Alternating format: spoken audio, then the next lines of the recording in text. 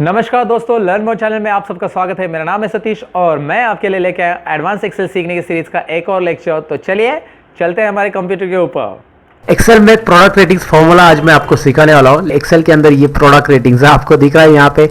मैं चेंज कर रहा हूँ पॉइंट्स, तो किस तरह से स्टार में भी चेंजेस होते जा रहे हैं। तो आज के वीडियो में हम सीखने वाले एक्सेल का एक अमेजिंग फॉर्मूला, जिसमें हम प्रोडक्ट की रेटिंग्स के साथ ये कंडीशनल फॉर्मेटिंग्स का किस तरह से यूज करके हम ये स्टार्स को यहाँ पे हाईलाइट कर सकते हैं।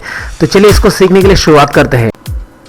एक्सेल के ऐसे कुछ अमेजिंग फीचर सीखने के लिए दोस्तों मेरे चैनल को सब्सक्राइब कीजिए और इसके नोटिफिकेशन के लिए ये बेल आइकॉन पे भी क्लिक कीजिए। तो दोस्तों मैं आ चुका एक्सेल फाइल के अंदर और आपको दिख रहा है यहाँ पे मैंने पहले से डेटा टाइप कर दिया है। यहाँ पे कुछ पॉइंट्स में वैल्यूज भी दी है और साथ में स्टार के लिए यहाँ पे स्पेस मैंने रख दिया है। और यहाँ पे मैंने एक हिडन रो किया है, उसे मैं अनहाइड कर देता हूँ। इसमें मैंने क्या लिखा है मैं आपको दिखा देता हूँ अनहाइड करके। यहाँ पे 1 2 3 4 5 लिखा है, बस इसका सपोर्ट लेके मैंने यहाँ पे एक फॉर्मूला टाइप किया था। तो लेकिन वो फॉर्मूला पढ़ाने के पहले मैं यहाँ पे कुछ नए छोटे फॉर्मूलाज इंक्लूड करने वाला हूँ उसके अंदर। तो वो किस तरह से काम करेंगे इसके अंदर आपको समझ में आएंगे, लेकिन पहले वो फॉर्मूलाज कौन से आपको देखिए, मैं आपको दिखा देता हूँ। ये एक इंट फॉर्मूला है, जो कि इंट क्या करता है मैं यहाँ पे आपको बता देता हूँ। Int rounds the number down to the nearest integer. So यहाँ पे क्या कर रहा है, इंट नंबर को राउंड फिगर करेगा down to the nearest integer. मतलब आपको यहाँ पे जो वैल्यूज आपने सिलेक्ट की है उसको राउंड डाउन मेथड से राउंड करेगा। यहाँ पे आपको दिख रहा है कि इसका नियरेस्ट इंटीजर जो वैल्यूज है राउंड डाउन इस तरह से हो रहा है, दिखाई दे रहा है आपको। तो यहाँ पे आप ड्रैग करेंगे तो आपको दिख रहा है किस तरह से। इसका 1.5 का कितना है, सपोज आपने यहाँ पे 1.9 भी लिखा है तो यहाँ पे आपको 1 ही दिखाई देगा। क्लियर? तो ये यहाँ पे इंट फंक्शन क्या काम कर रहा है आपको समझ में आएगा। तो चलिए यहाँ पे मैंने आपको इसके बारे में बता दिया। और दूसरा फंक्शन यहाँ पे हम मोड सीखने वाले। यहाँ पे मोड काफ़ी काम का है। तो यहाँ पे आप देख सकते हैं कि मैं इसे सिलेक्ट कर रहा हूँ मोड, और मोड के अंदर क्या आ रहा है, डिविजर आ रहा है। तो मोड क्या बताता है आपको मैं पहले बता देता हूँ। यहाँ पे returns the remainder after numbers is divided by divisor.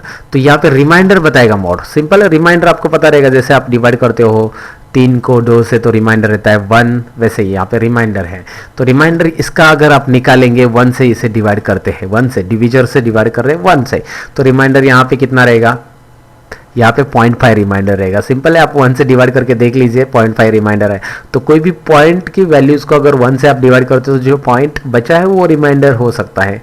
और ये यहाँ पे आपको दिखाई देगा रिमाइंडर कितना आ रहा है। तो चलिए इसको ड्रैग करके भी मैं आपको दिखा देता हूँ किस तरह से पॉइंट यहाँ पे आ रहा है।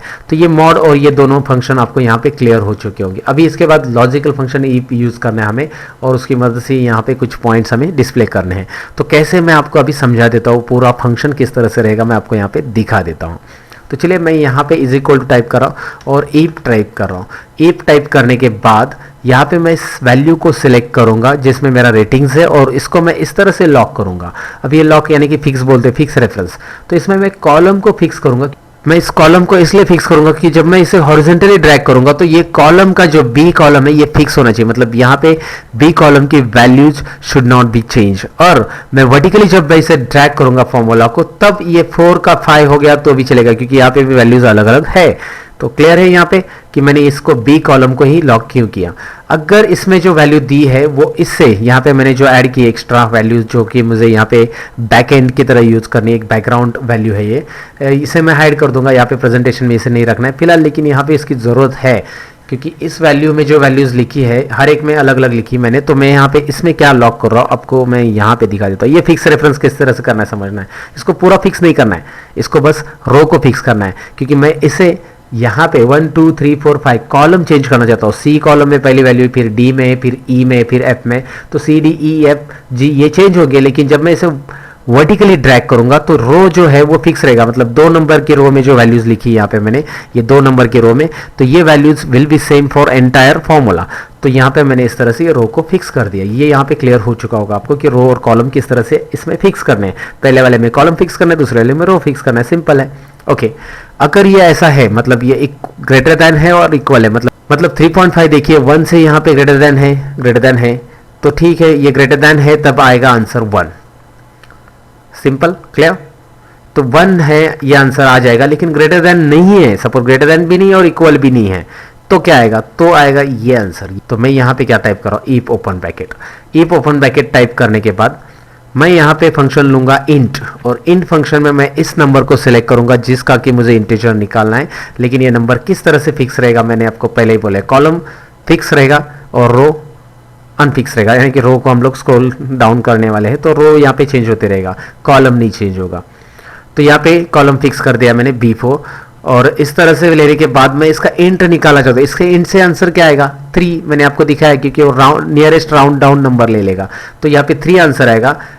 अगर ये नंबर किससे इक्वल करना है मुझे, ये नंबर यहाँ पे जो वैल्यूज दी है उसमें से, अभी इस वैल्यू को पहले फिक्स कर लेते हैं, इसमें रो फिक्स होगा, उसमें से हम -1 करेंगे, इससे इक्वल है तो अब ये क्या ट्रिक्स है ये समझ लीजिए। यहाँ पे देखिए पहले में 1 ये ग्रेटर देन है तो इसमें यही आंसर आने वाला है, ये पहले चेक करते 1 ही आएगा, फिर इसमें तो जाने वाला ही नहीं, ईप में रन, सेकेंड ईप तो रन होगा ही नहीं। 2 के लिए सेकेंड ईप रन होगा क्या, नहीं होगा, क्योंकि 2 ये 3.5 इससे ग्रेटर है, यहाँ पे आपको दिख रहा है 3.5 ग्रेटर देन है इस C2 से, तो 1 ही आंसर आने वाला है। और 3, तो 3 भी वहाँ पे उस तरह ही आपको दिख रहा है कि यहाँ पे भी 1 ही प्रिंट होगा, लेकिन यहाँ पे आपको 4 दिखाई दे रहा है, 4 यहाँ पे आप चेक करेंगे, ये तो 3.5 और ये वैल्यू हो जाएगी यहाँ पे 4, तो जब वो 4 वैल्यू हो जाती है तो 1 नहीं प्रिंट होगा, यहाँ पे रन होगा। यहाँ पे आ जाएंगे हम, यहाँ पे हम चेक करेंगे B4 यानी कि क्या आएगा, इसकी वैल्यू 3 आएगी, इंटीजर लिया है ना मैंने, इंट लिया है ना मैंने, तो इंट की वजह से ये आएगा 3, सो 3 इज इक्वल टू इसमें कौन सी वैल्यू है 4 है, यहाँ पे चेक कर रहे हैं हम लोग 4 है, 4 - 1 यानी कि 3, तो उससे इक्वल है, 3 इज इक्वल टू 3 इक्वल है, तो इक्वल है तो क्या करेंगे हम, इक्वल है तो कॉमा मॉड किसका लेंगे, वही जो वैल्यूज है B4 के अंदर, सो B4 को लॉक इस तरह से रहेगा। ओके क्लियर है। तो उसके बाद मॉड क्या रहेगा, डिवीजर 1 रहेगा, डिवीजर 1 यानी कि 3.5, यहाँ पे हम डिवाइड करेंगे उसको कॉमा 1 से, तो वो रहेगा 0.5, क्या रहेगा 0.5 रहेगा, क्लियर। और अगर नहीं है वैसे इक्वल नहीं है तो हम चाहते हैं वहाँ पे 0 आ जाए, तो मैं यहाँ पे 0 आगे पुट करता हूँ। सो 0 करने के बाद मैं यहाँ पे ब्रैकेट क्लोज करूँगा, या एंटर करेंगे तो भी ब्रैकेट यहाँ पे एक्सेप्ट हो जाएंगे। आपको ये फॉर्मूला मैं यहाँ पे ड्रैग करके दिखा देता हूँ किस तरह से आएगा। यहाँ पे आपको दिख रहा है कि जहाँ पे वो पॉइंट की वैल्यूज अवेलेबल है वैसे ही आ रहा है, यहाँ पे आप देख सकते हैं ये आ चुका है। यहाँ पे मैं आपको एक्सप्लेन करके दिखा देता हूँ क्या हो रहा है, फिर से आप देख सकते हैं कि B4 की जो वैल्यूज है वो इससे ग्रेटर देन इक्वल टू है क्या, नहीं है, 4 यहाँ पे F2 में 4 है, वहाँ पे 3.5 है, तो ये 1 नहीं आउटपुट आएगा। इन सब में 1 आ चुका है, यहाँ पे आप देख सकते हैं नीचे कि यहाँ पे इन सब में 1 आ चुका है, क्योंकि ये वैल्यूज ज़्यादा है। अब ये वैल्यूज कम हो चुकी है इससे, तो यहाँ पे 1 नहीं, तो ये वाला सेकेंड वाला ईप रन होगा। लॉजिकल टेस्ट इस तरह से काम करेगा यहाँ पे। फिर इसमें क्या होगा कि इंट की वैल्यूज जो है, इसमें इंट की वैल्यू आएगी 3, क्योंकि ये डेसिमल प्लेसेस हटा देगा, राउंड डाउन कर देगा।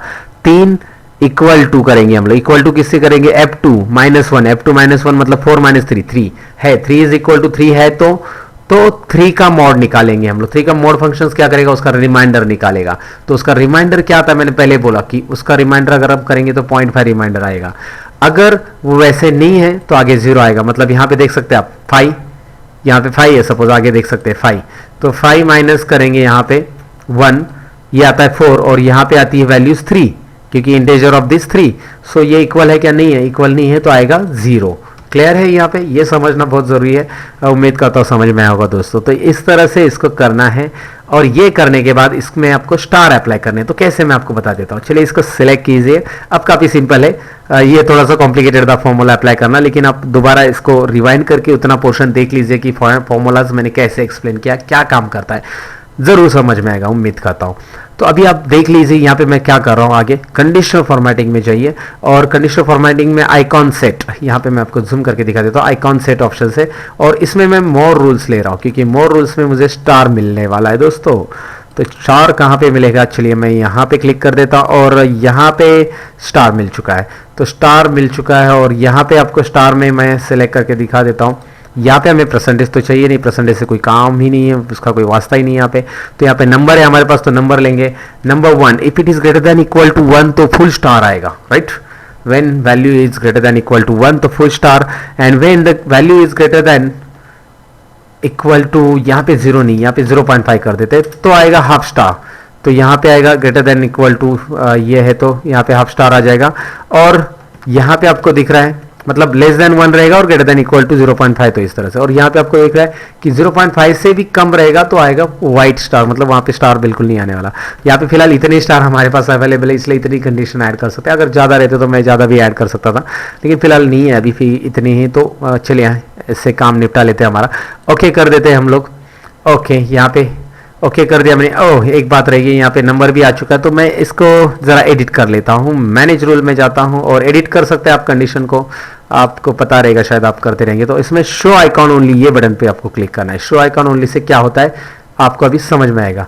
अप्लाई, और अभी आपको दिख रहा है वहाँ पे बस आइकॉन ही दिख रहे हैं। मैं इसकी साइज़ थोड़ी सी सबकी साइज़ एक साथ कम कर देता हूँ। ओके ठीक है, ये अच्छा, बढ़िया, ये बढ़िया रहेगा। अब आप देख सकते हैं यहाँ पे स्टार को चेंज करके किस तरह से 5 डाल देते हैं, फुल स्टार आ जाएगा। 3 डाल देते हैं, 2.5 डाल देते हैं, तो यहाँ पे वैल्यूज़ आपको दिख रहा है किस तरह से आ जाएगा। तो ये प्रोडक्ट रेटिंग का लेक्चर्स मैंने यहाँ पे आपको बता दिया दोस्तों, काफ़ी यूज़फुल रहेगा आपको अगर अलग अलग जगह पे आपको यूज़ करना है प्रेजेंटेशन के लिए। तो इसको फॉर्मूला को करके देखिए। कैसे लगा दोस्तों आज का ये एडवांस एक्सेल सीरीज का लेक्चर? अगर अच्छा लगा तो लाइक बटन पे क्लिक कीजिए। अगर आप मेरे चैनल पे नए हो तो सब्सक्राइब कीजिए, और मुझे कुछ ना कुछ सजेशन लिखना है आपको तो ज़रूर कमेंट कीजिए। मैं मिलूंगा कुछ और इंटरेस्टिंग वीडियोज़ के साथ। तब तक के लिए मैं लेता हूँ आपसे अलविदा। Bye bye.